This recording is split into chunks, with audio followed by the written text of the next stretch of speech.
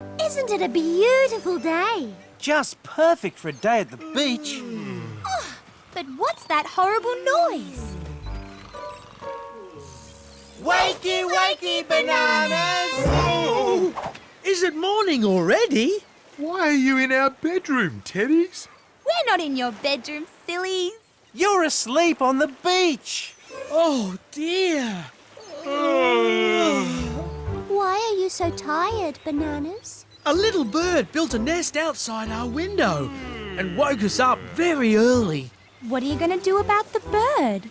Oh, we don't really mind, Lulu. It's only one morning after all. But Bananas, if the bird built a nest there, it will wake you up every morning. Every morning?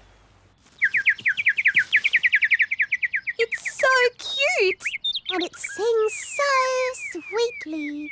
It's a great little bird. We like the bird too, Teddies. But we don't want it to wake us up every morning. So what are you going to do? We need to make the bird go somewhere else, B1. But how will we do that, B2? Are you thinking what I'm thinking, B1? I think I am, B2. It's inventing time!